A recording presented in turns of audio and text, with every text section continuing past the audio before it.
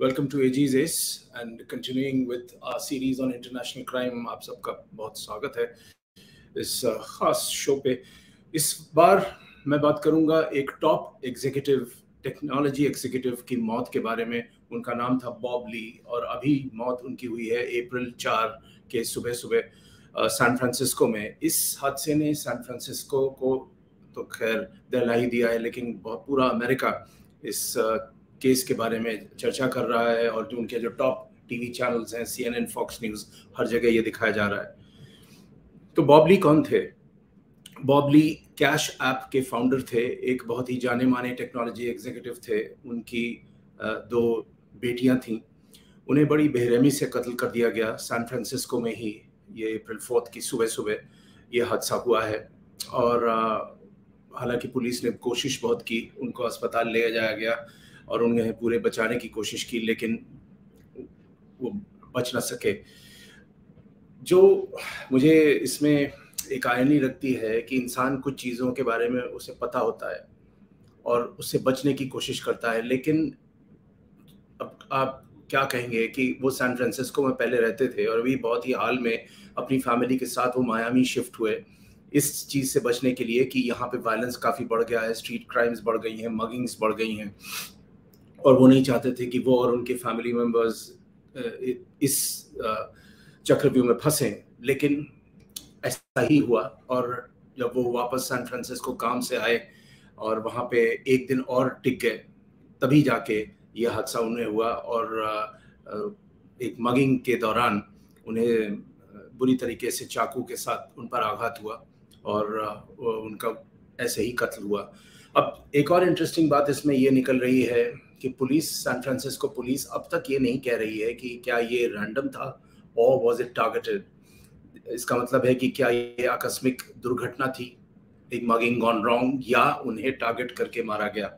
अब तक San Francisco police ने इसके बारे में हमें कोई इत्तला नहीं दिया है। एक और बहुत दर्दनाक मामला है इस हादसे के साथ जुड़ा हुआ, वो था कि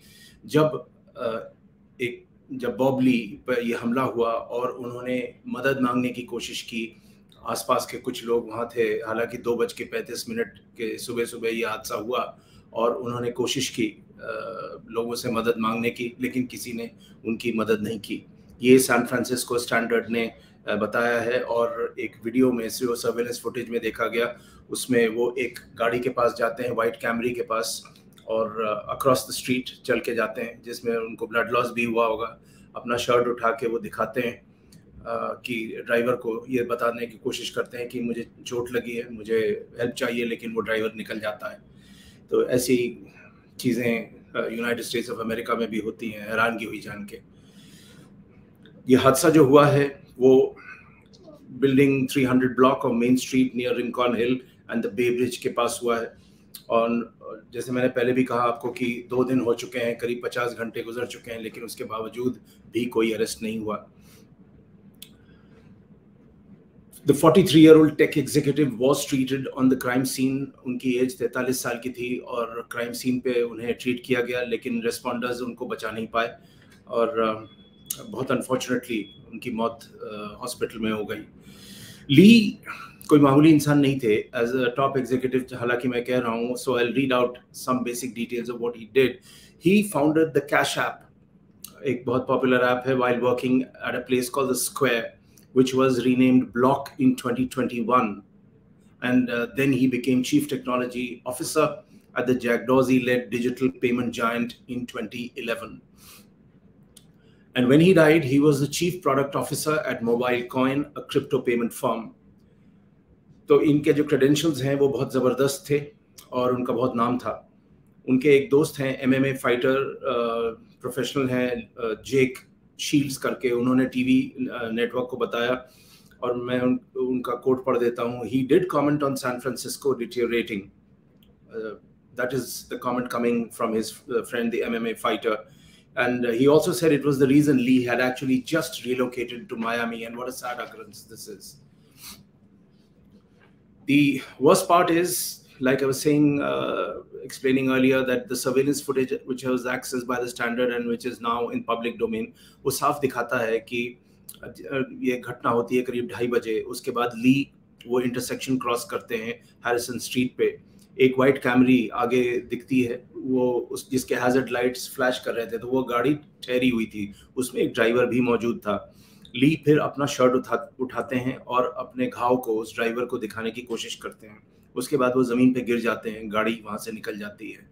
इस मतलब आप इससे अंदाज़ा लगा सकते हैं कि कोई किसी की मदद नहीं करना चाहता। उसके बाद वो फिर उठते हैं और वो चल के जाते हैं बे ब्रिज की तरफ, before falling to the ground again outside a luxury apartment building called the port side. The point to remember here is for anyone who is tuning into this show, who's watching this, कि कभी God forbid अगर किसी पे इस किस्म का कोई हादसा हो या कोई एक्सीडेंट भी हो जाए, ये सबसे पहले एडवाइस दिया जाता है डॉक्टर्स के द्वारा कि आप वहीं रुकिए, कहीं चलिए मत, क्योंकि उससे ब्लड लॉस हो सकता है, उससे हार्ट अटैक हो सकता है, आपके बाकी मल्टीपल ऑर्गन्स पे ज़्यादा स्ट्रेन आएगा। और लेकिन पैनिक में वो इंसान कई बार भूल जाता है ऐसा करना, और इसकी वजह से भी शायद ली की तकलीफ बड़ी होगी, ब्लड लॉस काफ़ी हुआ था, बिकॉज वो जितना चल रहे थे उतना ब्लड लॉस हो रहा था अनफॉर्चुनेटली। फिर जब उन्होंने 2-3 बार कोशिश करी होगी मदद लेने की और किसी ने मदद नहीं की, फिर उन्होंने 911 डायल किया, पुलिस को फ़ोन किया, और जो रिकॉर्डेड कॉल है उस पर काफ़ी वो चीखे और उन्होंने कहा कि आप मुझे मदद कीजिए, मुझे अस्पताल ले जाइए, मुझ पर चाकू से हमला हुआ है। ये कॉल 2:34 सुबह हुआ है ट्यूसडे को, अप्रैल 4 को। उसके बाद पुलिस 6 मिनट के अंदर अंदर वहाँ आती है और उनको वो उठा के ले जाती है। तब तक वो बेहोशी की हालत में थे और अस्पताल में उन्हें बहुत कोशिश की लेकिन वो बचा ना पाए। कुछ इमेजेस और बाद में आई जहाँ पे वो गिरे थे, वहाँ पे ब्लड स्टेन्स मौजूद थे, उनके खून के निशान वहाँ मौजूद थे।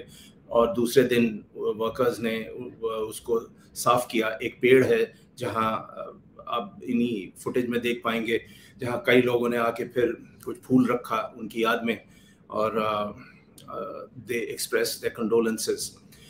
San Francisco Police Department Chief Bill Scott ने अब तक ये कहने से मना कर दिया है कि क्या ये रैंडम था या टारगेटेड किलिंग था, और उनका एक कोट है जो मैं पढ़ना चाहूँगा। I have nothing to share yet. We don't want to be premature and definitely we don't want to speculate.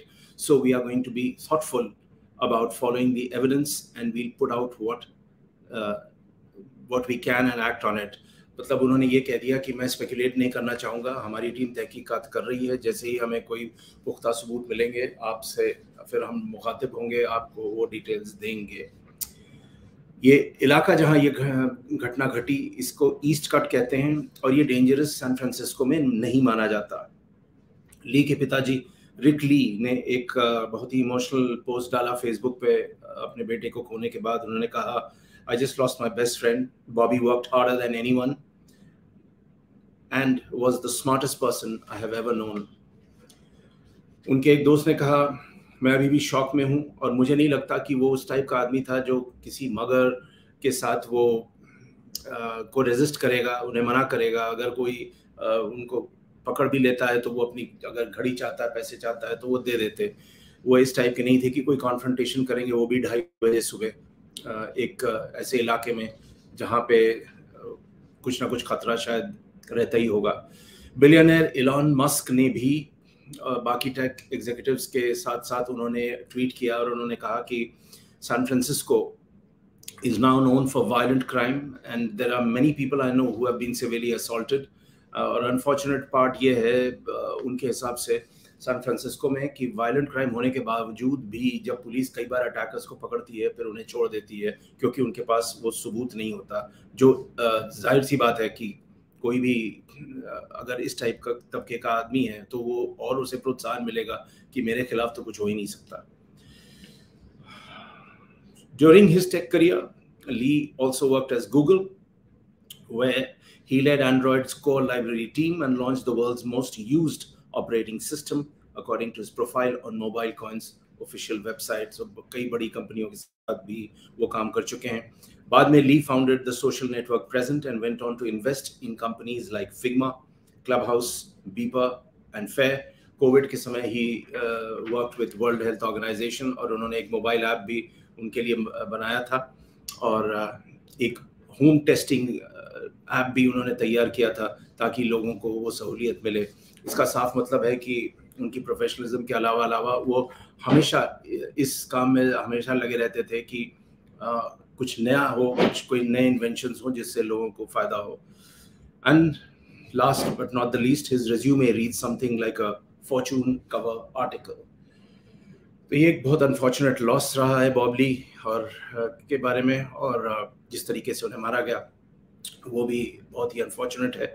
अब पुलिस को ये तय करना होगा कि क्या ये रैंडम अटैक था या टारगेटेड अटैक था, और कौन इसके पीछे शामिल थे, उन्हें भी अरेस्ट करना होगा.